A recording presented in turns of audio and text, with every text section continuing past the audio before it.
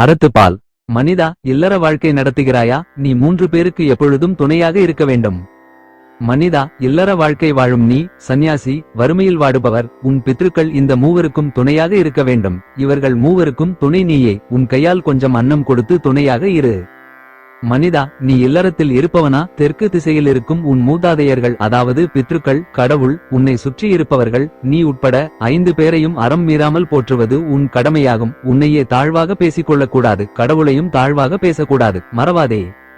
மனிதா, இல்லற வாழ்க்கை வாழ்கிறாயா? பொருள் சேர், தவறல்ல. ஆனால் பாபத்துக்கு அஞ்சி கவனமாக தர்மமான முறையில் பொருள் சேர். சேர்த்த பொருளை நீயே பயன்படுத்தாதே, பிறருக்கு கொடுத்துவிட்டு நீயும் பயன்படுத்து. இப்படி அறமான வாழ்க்கையை நீ கடைபிடித்தால் உனக்கு ஒரு போதும் குறை உண்டாகாது.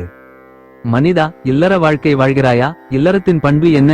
இல்லறத்தின் பயன் என்ன என்று அறிந்து கொள்ள ஆசையா? நீ யாரிடமும் அன்போடு பழகிக் கொண்டும் அறத்தை மீறாமலும் நீ வாழ்ந்தால் அதுவே சிறந்த இல்லற பண்பு. நீ அப்படி இருந்தால்தான் உனக்கு இல்லறத்தின் பயனும் உண்மையாக கிடைக்கும் என்பதை அறிந்து கொள்.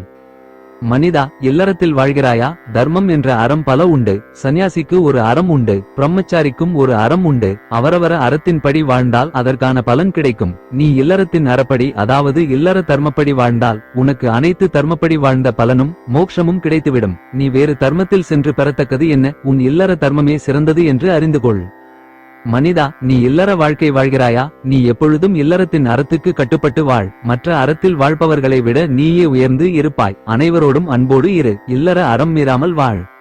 மனிதா, நீ இல்லற வாழ்க்கை வாழ்கிறாயா? அதனோடு வல்லவனாகவும் வாழ ஆசைப்படுகிறாயா? நீ மட்டும் இல்லற அறத்தில் வாழாதே, மற்றவரையும் அவரவர் அறநெறியில் வாழ செய்து நீயும் அறம் தவறாத இல்வாழ்க்கை வாழ்ந்தால் தவம் செய்பவர்களை விட மிகச்சிறந்த வல்லமை உடைய வாழ்க்கை உனக்கு உண்டாகும், சந்தேகமில்லை.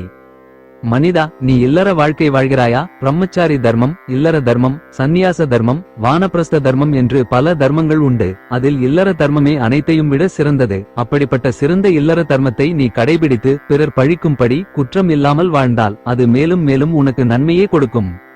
மனிதா, நீ இல்லற வாழ்க்கை வாழ்கிறாயா? நீ இந்த உலகத்தில் இல்லற அறநெறியில் நின்று வாழ்ந்தால் நீ உடலை விட்டு மேலுலகம் சென்றாலும் தேவர்களுக்கு நிகராக வைக்கப்பட்டு போற்றப்படுவாய். சமஸ்கிருதம் தர்மம், அர்த்தம், காமம் என்று சொல்கிறது. அதையே தமிழில் அறம், பொருள், இன்பம் என்று சொல்கிறோம். திருவள்ளுவர் இங்கு இல்லறத்தின் தர்மத்தையும் அதன் பலனையும் சொல்லி அந்த இல்லற தர்மத்தில் நாம் அறம் மீறாமல் வாழ வேண்டும் என்று சொல்கிறார். அதிகாரம் 5, இல்வாழ்க்கை.